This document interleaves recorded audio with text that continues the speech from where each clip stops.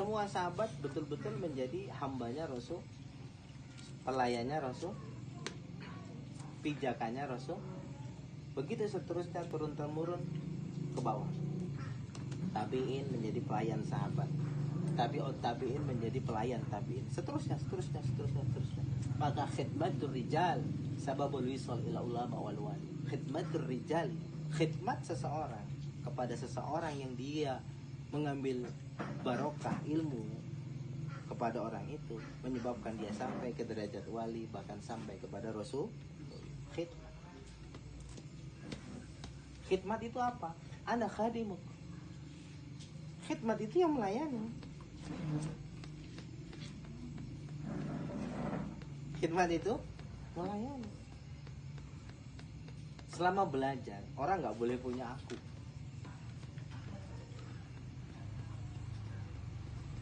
Jelas ya?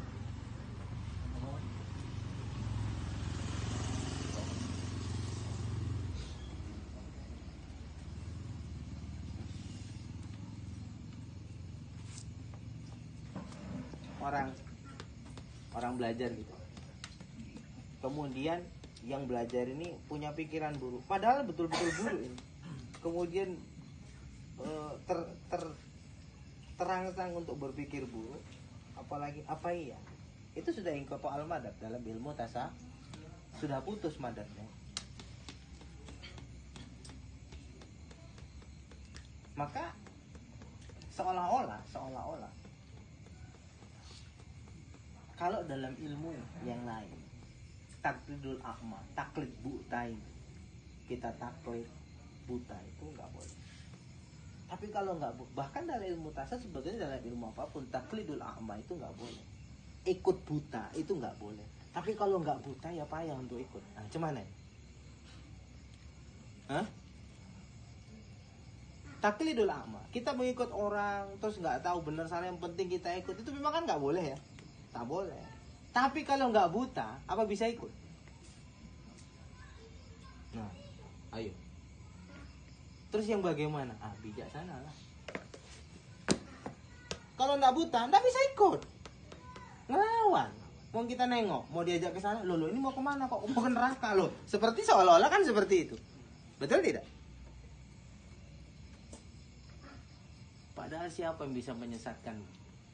Dan siapa yang bisa memberimu petunjuk selain Allah? Sekarang kau percaya nggak sama Allah? Bukan percaya sama gurumu. Gurumu nggak perlu dipercaya. Kau percaya nggak kepada Allah kalau Allah nggak bakal menyesatkan orang yang betul-betul mau kenal Dia? Itu masalahnya. Jadi masalahnya itu bukan gurumu, masalahnya adalah krisis kepercayaanmu kepada Allah, sehingga sama siapapun kau nggak percaya selain sama dirimu sendiri, dan itu ego. Terus kalau kau percaya cuma sama dirimu, ngapain kau belajar? Kau cuma percaya sama pendapatmu, percaya sama dirimu, ngapain kau belajar? Betul tidak? Artinya sekarang kan di zaman ini yang jadi masalah kan krisis kepercayaan. Orang sama Habib aja nggak percaya, apalagi bukan Habib. Jadi gimana mau kita bilang? Habib aja dicari keburukannya, apalagi awak Habib bukan, Yai bukan. Terus masalahnya apa? Masalahnya sudah krisis kepercayaan. Bangsa ini kan begitu. Akhirnya sama siapapun situ nggak percaya. Kalau situ percaya sama Allah, sama siapapun situ percaya. Wong tidak ada perbuatan terjadi tanpa izin, kehendak dan ketentuan Allah kan. Bahkan apa yang terjadi pada dirimu pun itu izin dan ketetapan Allah. Begitu juga itu akan terjadi kepada orang. Kalau orang percaya sama Allah, maka dia percaya sama siapapun. Gak ada ruang di dirinya untuk tidak percaya. Karena permasalahannya ternyata krisis keimanan dalam makna yang luas. Betul tidak? Sehingga sama orang kita buruk sangka. Yang lebih hebat itu sama gurunya pun dia buruk sangka. Mau apalagi sama orang lain. Macam mana itu? Itu bakal al ilmu nurun, apa bakal ilmunya itu waris. Ora. Ya ora. Notabene mendiang guruku itu, sahabat palikku itu. Yo orang semua tahu secara sudut pandang wabah dia itu. Secara sudut pandang ya udahlah. Siapa yang nggak kenal?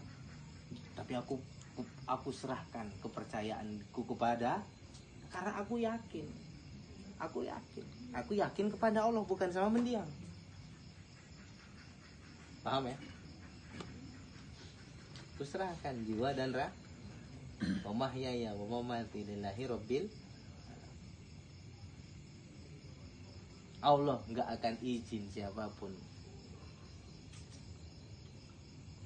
mengambil keuntungan atau merugikan orang-orang yang memang ikhlas mau kenal Allah. Percaya nggak? Kalau enggak, maka kita akan buruk sangka kepada siapapun kita belajar. Itu masalah. Betul tidak? Ternyata masalahnya bukan di siapapun, di diri masing. Abu Yazid Al-Bustami punya murid. Muridnya pernah nengok dia itu mukanya kayak babi. Ini udah cerita yang sudah kesekian kali kita ulang. Abu Yazid senyum aja. Tengok muridnya ini tingkahnya mulai beda. Ini murid kesayangan, bukan murid tembre. Senyum aja sambil ngajar, buka kitab, diajarkan tangtung. Ini Bayi Yazid Al-Bustami. Udah seminggu gitu kan. Tapi muridnya ini mau tanya pun ya nggak berani karena khidmatnya betul sama guru. Salah aku, pasti aku salah tengok. Kan gitu. Karena dia melihat muka gurunya babi. Salah, pasti salah. Ini guruku kok loh. Kan gitu. Dia coba untuk tetap khidmat, dia coba, tapi dia juga nggak bisa melawan apa yang dia tahu. Sampai satu hari udah seminggu, udah bubar semua, dia duduk situ. Gue aja tahu. Ada apa? Ini ampun betul guru. Saking takutnya sama gurunya, saking hormatnya sama gurunya. Selama ini kan dia tengok muka gurunya itu cahaya gitu. Sekali ini babi. Loh, ini mesti salah ini. Mesti salah ini. Ada apa kata guru? Enggak, wahai guru ya aku mohon maaf, ampun. Sambil nyium kaki itu. Nyium kaki guru. Saking takutnya. Itulah. Meskipun dia sudah melihat, dia sang murid tidak kehilangan rasa khidmat dan patuh. Ya udah cerita aja. Tahu aja nih Abu Yazid udah nggak beres. Seminggu ini kulihat wajahmu seperti babi. Ketawa Abu Yazid. Hahaha. Guru kok malah ketawa sih, katanya muridnya jadi bingung. Kok guru malah ketawa? Satu katanya. Santai aja Bu. Kau melihat wajahku seperti babi karena di hatimu masih ada Kalau di hatimu tidak ada babi, kau nggak akan pernah melihat siapapun seperti babi. Itu pukulan keras bagi orang tarekat yang ketika terbuka mata batin melihat ini anjing, ini babi. Ada loh kajian seperti itu. Ngapain belajar kalau cuma jadi babi sama anjing? Jelas ya? Ada pemahaman kayak gitu. Ketika belajar terbuka mata batin, nengok semua babi semua. Cuman dia yang manusia. Iblis. Cuman dia yang mulia, yang lain Kenapa? Murid ini sudah kerasukan iblis. Betul tidak? Pertama, kata Abu Yazid, karena di hatimu masih ada babi. Kedua, apakah sudah hilang sifat jamal Allah dalam diri? Sifat jamal itu sifat indahnya Allah. Kalau sudah hilang sifat jamal dalam diri, ya kan? Maka